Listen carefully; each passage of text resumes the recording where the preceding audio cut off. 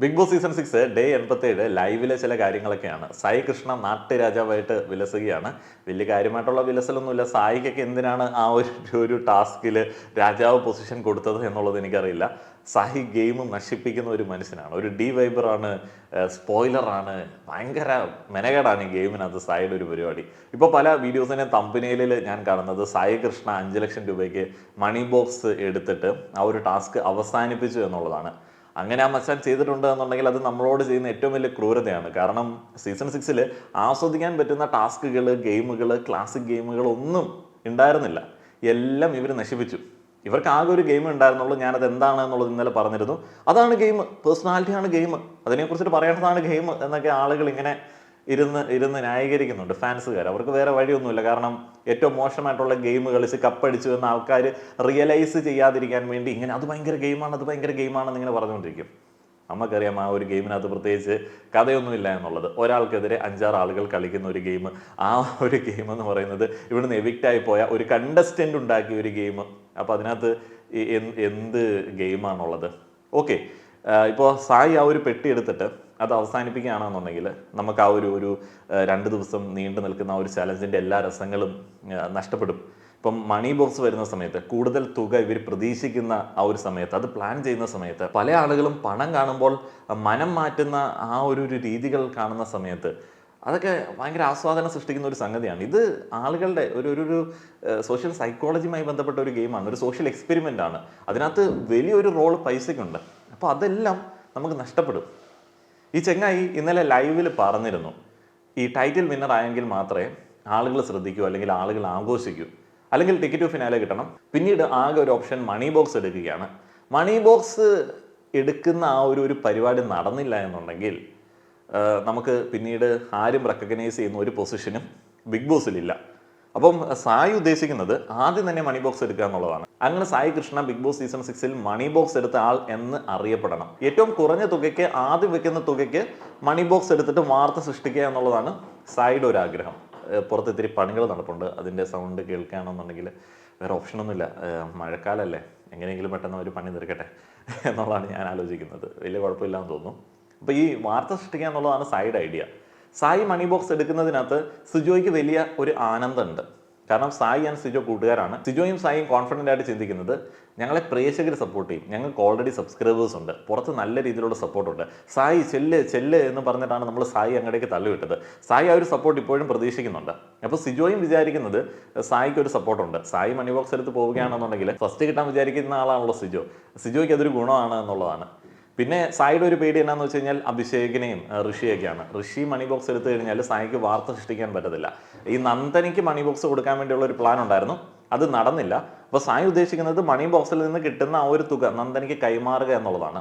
അപ്പോൾ ആൾക്കാർ സ്വാഭാവികമായിട്ടും പറയാൻ സാധ്യതയുള്ളത് നന്ദന നിന്നായിരുന്നു എന്നുണ്ടെങ്കിൽ, നല്ലൊരു ഗെയിം പ്ലാൻ ഉണ്ടായിരുന്നു എന്നുണ്ടെങ്കിൽ 15 ലക്ഷം വരെ കിട്ടിയേനെ, അല്ലെങ്കിൽ അതിന് മുകളിൽ കിട്ടിയേനെ. സായി അത് നശിപ്പിച്ചു എന്നുള്ളതാണ്. സായിയുടെ ഒരു വ്യക്തിത്വം അനുസരിച്ചിട്ട്, പേഴ്സണലി അറിയാവുന്നതുകൊണ്ട് പറയുന്നതാണ്, സായിയുടെ ഒരു വ്യക്തിത്വം അനുസരിച്ചിട്ട് അങ്ങനെയൊക്കെ ആൾക്കാർ പറഞ്ഞു കഴിഞ്ഞാൽ പുള്ളി ചിലപ്പോൾ ആ പൈസ നന്ദനയ്ക്ക് കൊടുക്കാൻ സാധ്യത ഉള്ളൊരു മച്ചാനാണ്. അപ്പം പുറത്ത് വന്നിട്ട് സായി അതുമായി ബന്ധപ്പെട്ട് ഇനിയിപ്പോൾ കണ്ടന്റ് ഇങ്ങനെ നീട്ടി ഉണ്ടാക്കാനായിട്ടുള്ള സാധ്യത ഉണ്ട്. ഇനിയിപ്പോൾ പൈസ എടുത്തോ എന്നുള്ളത് എനിക്കറിയില്ല കേട്ടോ. ഞാനിത് ഇങ്ങനെ തമ്പനയിലിൽ കണ്ടത് വെച്ച് മാത്രം പറയുന്നതാണ്. എന്താണെങ്കിലും അങ്ങനെ പൈസ എടുത്തിട്ടുണ്ടെങ്കിൽ സായിക്ക് ഓക്കെ, മണി ബോക്സ് എടുത്ത ആൾ, ഗെയിം നശിപ്പിച്ച ആൾ എന്ന് പറയുന്ന ഒരു വാർത്താ പ്രാധാന്യം കിട്ടും. പക്ഷേ പ്രേക്ഷകർക്ക് 2 ദിവസം മിസ്സായിപ്പോയി. ഈ 2 ദിവസം ഏതെങ്കിലും ചപ്പളാശി ടാസ്ക് ബിഗ് ബോസ് അങ്ങ് ഇട്ട് കൊടുക്കും. ഈ നാട്ടുരാജാവ് ടാസ്ക് വലിയ രസമൊന്നുമില്ല. ഇപ്പോൾ എല്ലാ ആൾക്കാരും കൂടെ സായിയാണ് തിരഞ്ഞെടുക്കുന്നത്. സായി വലിയ കുഴപ്പമില്ലാതെ ആ ഒരു പരിപാടി അറേഞ്ച് ചെയ്യുന്നുണ്ട്, ചില റൂൾസ് ഒക്കെ ഇടുന്നുണ്ട്. ഞാനതിൻ്റെ കുറേ കണ്ടിരുന്നു. നിങ്ങളിൽ ഒരാളെ രാജാവായി തിരഞ്ഞെടുക്കുക, ഒരു ചെങ്കോലും കഴുത്തിലൊരു താക്കോലും കൊടുക്കും. ചെങ്കോലും ഈ കിരീടവും താക്കോലും ഒക്കെ ആരെങ്കിലും അടിച്ചുകൊണ്ട് പോയി കഴിഞ്ഞാൽ കിങ്ങിൻ്റെ പവറുകൾ നഷ്ടപ്പെടും. ഈ ചെങ്കോല് പോയി കഴിഞ്ഞാൽ വേറൊരാൾ കിങ്ങിന് വേണ്ടി സംസാരിക്കും. അങ്ങനെയാണ്. ഏതായാലും സായി വന്നപ്പോൾ തന്നെ ബുദ്ധിപരമായിട്ട് കുറച്ച് റൂൾസ് ഒക്കെ ഇടുന്നുണ്ട്. ആംഗ്യ ഭാഷയിലല്ലാതെ പരസ്പരം സംസാരിക്കാൻ പാടില്ല. അങ്ങനെ ആകുമ്പോഴത്തേന് രാജാവിൻ്റെ കടുത്ത റൂളുകൾക്കെതിരെ വലിയ ചോദ്യങ്ങളൊന്നും വരില്ല. അപ്പോൾ ആളുകൾ ഇങ്ങനെ മൂളി അവരുടെ ആ ഒരു പ്രതിഷേധം അറിയിക്കുകയാണ്. അങ്ങനെ മൂളാനും പറ്റത്തില്ല, യാതൊരു സൗണ്ടും വേണ്ട എന്ന് സായി പറയുന്നു. ആരും ഇരിക്കാൻ പാടില്ല എന്നുള്ളത് മറ്റൊരു റൂളാണ്. എല്ലാവരും ഒരു റൂമിന് അകത്ത് നിൽക്കണം.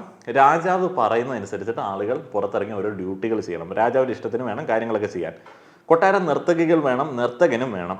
ആക്ഷൻ സോങ് മതി, പാട്ട് പാടി രാജാവിനെ രസിപ്പിക്കണം, പക്ഷേ ആക്ഷൻ സോങ് മതി. അങ്ങനെ ആക്ഷൻ സോങ് പാടി ഇംപ്രസ് ചെയ്തതുകൊണ്ട് ജാസ്മിൻ ഒരു ആപ്പിളൊക്കെ രാജാവ് കൊടുക്കുന്നുണ്ട്. അങ്ങനെ പല ആളുകൾക്കും ചില ഗിഫ്റ്റുകളൊക്കെ കൊടുക്കുന്നുണ്ട്.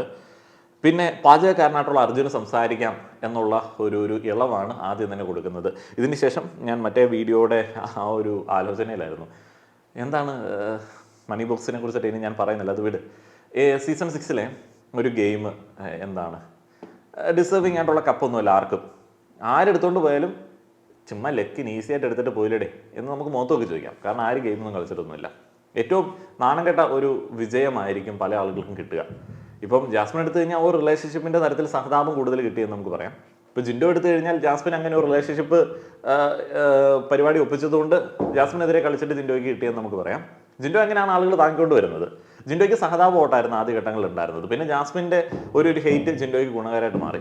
അഭിഷേക് എടുത്തു കഴിഞ്ഞാൽ അഭിഷേക് അവസാനം ടിക്കറ്റ് ടു ഫിനാലയിൽ മാത്രം കളിച്ച് കയറി ജാസ്മിൻ വായിൽ കോലിട്ട് കുത്തിയതുകൊണ്ട് സംസാരിച്ചു എന്ന് പറയാം. സിജോയെ കുറിച്ചിട്ട് തീപ്പന്തം, തീപ്പെട്ടിക്കുള്ളി, കാട്ടുതീ എന്നൊക്കെ പറഞ്ഞാലും ഈ പ്ലാനിങ്ങും പ്ലോട്ടിങ്ങും വരുന്ന കൂടുതലായിട്ടുണ്ടായിരുന്നത് അത് സായിയുമായിട്ടും അഭിഷേകൊക്കെ ആയിട്ടായിരുന്നു.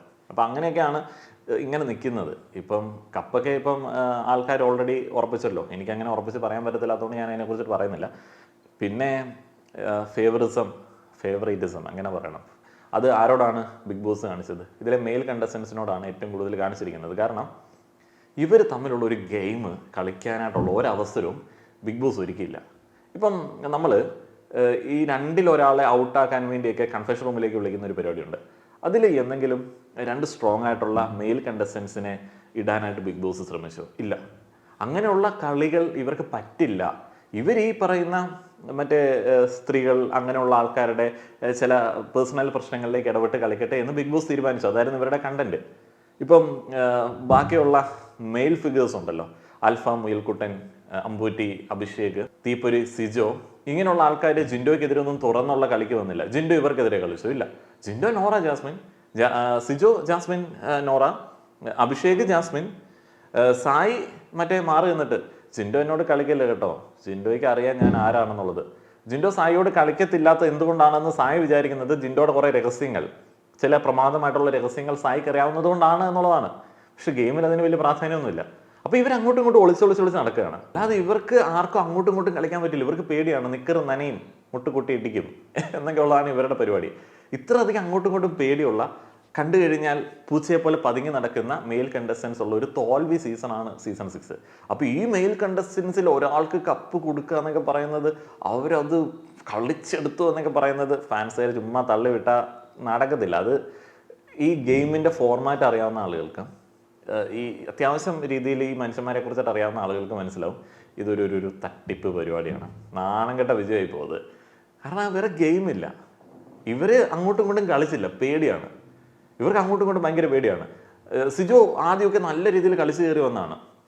പിന്നീട് വേറെ ഒരാൾക്കെതിരെയും കളിച്ചില്ല. ജിൻഡോയോട് കളിച്ചിട്ടുണ്ട്, രതീഷിനോട് കളിച്ചിട്ടുണ്ട്, റോക്കിയോട് കളിച്ചിട്ടുണ്ട്. ഒരൊറ്റ ഇടിയിൽ സിജോയുടെ മൊത്തത്തിലുള്ള ചിന്താഗതി മാറിപ്പോയി. പിന്നീട് പേടിച്ച് നിൽക്കുകയാണ്. ഡയലോഗ് മാത്രമേ ഉള്ളൂ. മറ്റേ സിജോയ്ക്ക് ഇടി കിട്ടിയതുകൊണ്ടാണോ എന്നുള്ളത് എനിക്കറിയില്ല. ബാക്കിയുള്ള ആളുകൾക്കും പേടിയാണ്. അതേപോലെ തന്നെ ഒന്ന് ചിന്തിച്ചൂടെ, അഭിഷേക്, ജിൻഡോ മറ്റേ ഫിസിക്കൽ അസോൾട്ട് എന്നൊക്കെ കഴിഞ്ഞ ആഴ്ച ഡിസ്കഷൻ വന്ന ഒരു കേസിൽ ഞങ്ങൾ കോംപ്രമൈസ് ആണേ എന്ന് പറഞ്ഞ് പേടിച്ച് അവർ അങ്ങോട്ടും ഇങ്ങോട്ടും കോംപ്രമൈസ് ആവുകയാണ്. പക്ഷേ ജാസ്മിൻ കിടക്കുന്ന സമയത്ത് തല്ലി ജിൻഡോനെ. ഫിസിക്കൽ അസോൾട്ട് എന്നെ തല്ലി, കിടക്കുന്ന സമയത്ത് തല്ലി. ഇതാണ് ഇവന്മാരുടെ കളി. ഈ അഭിഷേകിൻ്റെയും ജിൻഡോയുടെയും കേസിൽ ശരിക്കും പറഞ്ഞാൽ രണ്ടുപേർക്കും പറയാമായിരുന്നു, പക്ഷെ അവർ പറയില്ല. പക്ഷേ വേറെ ആരെങ്കിലും തോണ്ടുകയോ പിച്ചോ മാന്തുകയൊക്കെ ചെയ്ത് കഴിഞ്ഞാൽ അത് നോറയോ ജാസ്മിനോ ബാക്കിയുള്ള സ്ത്രീകളിൽ ആരെങ്കിലും ആണെന്നുണ്ടെങ്കിൽ ഫിസിക്കൽ അസോൾട്ട് ഇവരങ്ങോട്ടും ഇങ്ങോട്ടും കളിക്കില്ല. കാരണം പേടിയാണ്. രണ്ട് തരം പേടികളുണ്ട്. ഈ മെയിൽ കണ്ടസ്റ്റൻസിൽ ആർക്കാണ് പുറത്ത് സപ്പോർട്ട് എന്നുള്ളൊരു പേടി, പിന്നെ സ്വാഭാവികമായിട്ടുള്ള ആൺ പേടികൾ.